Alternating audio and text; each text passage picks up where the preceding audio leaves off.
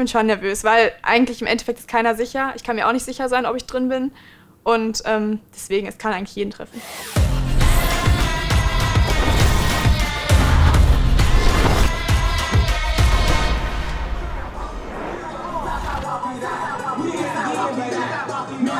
Jumping Jacks!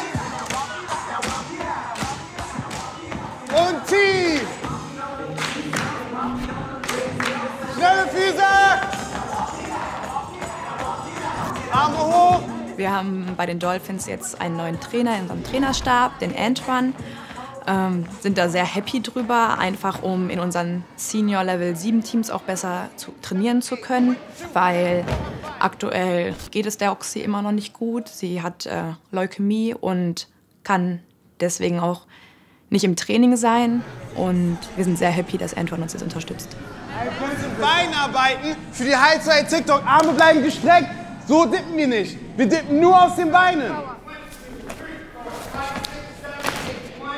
1, 2, 3, up. 5, 6, 7, 8. 1, 2, 3. 5, 6, 7. Geht was trinken. Seit der Antoine im Training ist es einfach ein ganz neues Feeling. Also vorher stand ich ja zwischendurch auch noch viel vorne und das ist natürlich immer einfach schwierig zu verbinden, wenn man selbst aktiv im Team dabei ist. Und ja, man hat klare Ansagen, man ist motivierter, es ist auch ein bisschen mehr Druck da, also ein bisschen mehr Strenge. Und ich glaube, dadurch ist der Ansporn einfach viel größer geworden. Also es war ein super großer Push für das ganze Team.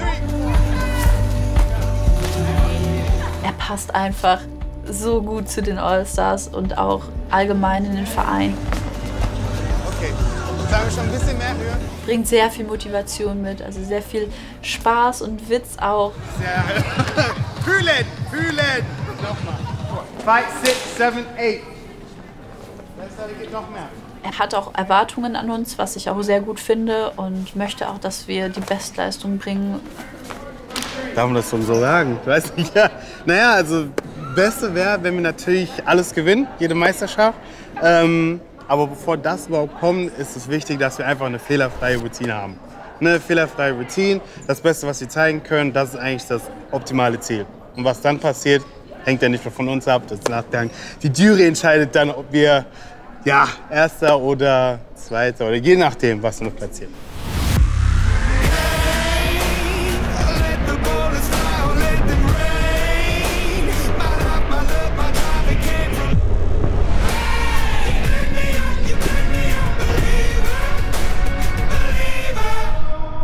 Das ist alles sehr eng getaktet und man hat eigentlich gar keine Zeit mehr. Auch wenn es im Training gut läuft, wenn man sich das Ganze wieder vor Augen führt, hat man dann doch wieder ein mulmiges Gefühl, auch weil es dann doch sehr schnell wieder ist. Weil man hat noch viel vor, also das ist noch gar nichts, wo wir gerade sind.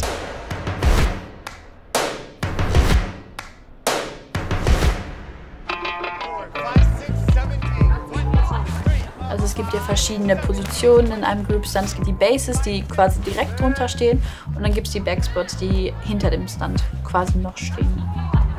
Und ein Flyer ist quasi die Person, die auf den Bases steht, das heißt, die alle Elemente in der Luft ausführt, die sämtliche Drehungen und Rotationen in allen möglichen Formen quasi macht. Wir wissen halt, dass vor allem im Level 7 ziemlich viele Sachen schief gehen können. Wir versuchen natürlich, dass jederzeit halt alles richtig läuft, dass wir halt vor allem unsere Flyer fangen. Der Flyer gehört nicht auf den Boden, das ist die goldene Regel und meistens liegt man dann dort runter oder man rollt sich dann mit dem Flyer im Arm irgendwie noch über den Boden, wenn der Stunt dann droppt. Wir lieben einander so sehr, weil wir müssen uns so sehr vertrauen. Also ich meine, dass mein Flyer mir so mit ihrem Leben so vertraut quasi. Ich meine, ich könnte sie fallen lassen. Machen wir ja nicht, aber es könnte ja passieren. Und das ist einfach so ein schönes Gefühl. Ich sage immer so, beim Stunten sind wir eine Person. Also wenn es hart auf hart kommt, bin ich froh, wenn ich mich verletze und sie sich nicht verletzt. 6, 7, 8, 1, 2.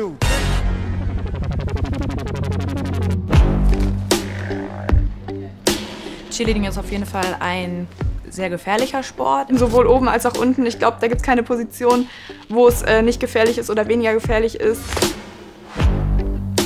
Bänderrisse, Knie ganz oft und was man halt so kennt, über natürlicher Umknicken und sowas, auch bei den ganzen Hebefiguren, den Stunts vom Cheerleading. ein Fuß, der falsch gesetzt wird und dann im Gesicht landet, mal ein Ellbogen, der runterkommt oder...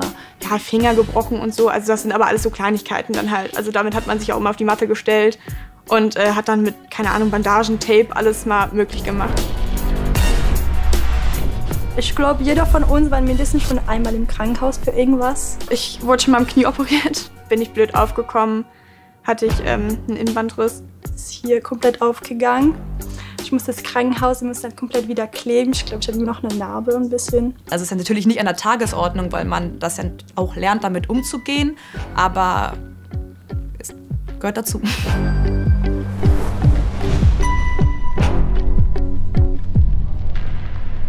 Hoi, Oxy, wir haben noch 2 Wochen bis zur Meisterschaft und sind ein bisschen nervös, aber hey, alles unter Kontrolle, kein Problem. Wir werden uns jetzt ganz schnell aufwärmen und dann gehen wir schon in die Teil-Pullouts und in die richtigen Pullouts, weil wir haben es nötig. Aber hey, die sehen gut aus.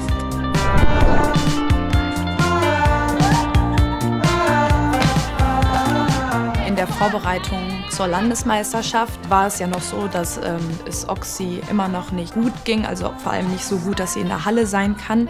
Dann haben wir uns überlegt, dass wir sie mit ins Training nehmen, indem wir diese ganzen kleinen Momente von den Allstars und von den Co-Eds filmen und auch vor allem diese witzigen Momente und dann da ein Video zusammenzuschneiden und ihr das zu senden, sodass sie ja dabei ist. Und es hat sich nichts verändert. Wir gehen immer noch nach dem Motto: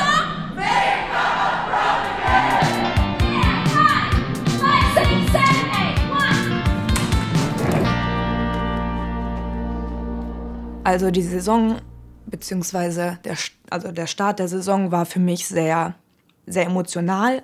Ich habe dann immer versucht zu funktionieren, sodass das alles läuft und dass alles gerade ohne Oxy läuft. Aber im Hinterkopf war halt immer, wann geht es ihr wieder gut, wann ist sie wieder in der Halle, wird sie wieder gesund. Und deswegen war es einfach eine sehr, sehr schwierige Zeit. Diese Situation hatte ich schon viel Druck, den ich mir, glaube ich, selbst gemacht habe, weil jeder hat gesagt, ey, du machst das alles gut, aber ich wollte es halt genauso machen, wie Oxy es gemacht hätte. Oder habe versucht, alles so zu machen, was mir möglich ist, dass es so ist, wie sie es sich wünscht. Sie sagt, mach dir nicht so einen Stress, es ist alles cool, aber ich sage ja, den Druck macht man sich selbst, weil man möchte nicht untergehen, weil das wäre auch das Letzte, was Oxy wollen würde.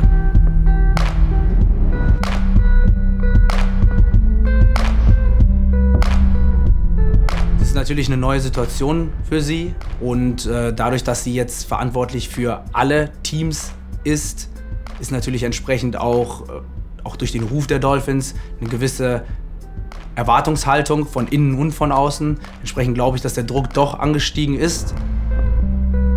Jetzt wissen wir halt immer noch nicht, wann kommt Oxy zurück, wird sie 100% wieder gesund, kann sie wieder so viel geben, wie sie früher gegeben hat. Und das ist natürlich bei den Allstars, Oxy war halt immer jederzeit, jeden Tag für die Allstars da. Da fehlt wirklich das Herz vom Verein und das spürt man auch.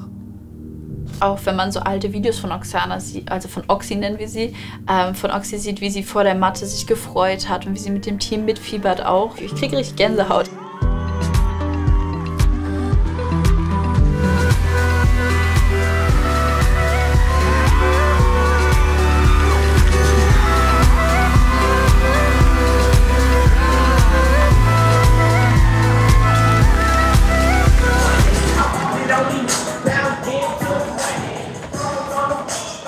Heute wird entschieden, wie viele Gruppen und wer auf die Matte gehen darf. Ja, also wenn wir mal kurz sagen, hey, wir gehen mit auf die Matte, dann ist damit gemeint, dass das die Mädels sind, die in der Routine dabei sind und halt dann die Choreografie mit performen dürfen. Maximal dürfen 24 auf die Matte. Das heißt, heute ist eigentlich ein sehr entscheidungsreiches Training, kann man so sagen. Ich bin auch sehr gespannt, wie die Stimmung dann später ist. Ersatzleute sind super wichtig, gibt es in jeder Sportart, ne, kennt man vom Fußball. Ne, wenn Verletzungen auftreten, muss natürlich dann auch ja, ausgetauscht werden, sodass man nicht seine komplette Choreografie umstellen muss, sondern halt auf die Ersatzleute zurückgreifen kann. Aber trotzdem dann so zu wissen, dass man eigentlich nicht 100%ig auf der Matte ist, weil wenn sich keiner verletzt, wird man wahrscheinlich auch nicht ausgetauscht. Das ist schon ein bisschen schwierig so, aber ich bin mal gespannt. Man möchte Teil des Teams sein und man möchte seine Leistung bringen. Und wenn die Coaches das zum Beispiel nicht sehen, weil jemand diese Überzeugung oder auch Motivation nicht hat, dann kann auch mal die Entscheidung getroffen werden, es tut mir leid, aber du kommst nicht mit uns auf die Matte. Auf jeden Fall, auf jeden Fall. Jeder muss sich seinen Spot verdienen, sage ich jetzt mal. Ja, ich bin schon nervös, weil eigentlich im Endeffekt ist keiner sicher. Ich kann mir auch nicht sicher sein, ob ich drin bin. Kann eigentlich jeden treffen. Ja, das wäre auf jeden Fall ziemlich schmerzhaft. Ich würde natürlich dann trotzdem versuchen, dass ich irgendwo eingebaut werde. Immerhin nur an der Seite, dass ich dann irgendwo in der Pyramide helfen würde. Ich will gar nicht dran denken. Ich habe schon so viel geopfert und ich hab mich so hoch gekämpft. Ich hätte daran zu knabbern, sag ich mal so. Weil man gibt ja auch immer alles im Training und das tut jeder von uns. Ich habe extra Workouts gemacht. Ich fahre einmal die Woche nach Bochum, um extra zu turnen. Wie ich ja schon gesagt habe, habe ich ja gesagt, dass ich heute bekannt gebe, wen ich mit in die Routine nehme und wen nicht. Nach viel Nachdenken habe ich mich jetzt dazu entschieden, dass ich... Ja, es wird schon sehr weh tun, wenn ich merke, dass ich es nicht ins Team schaffe.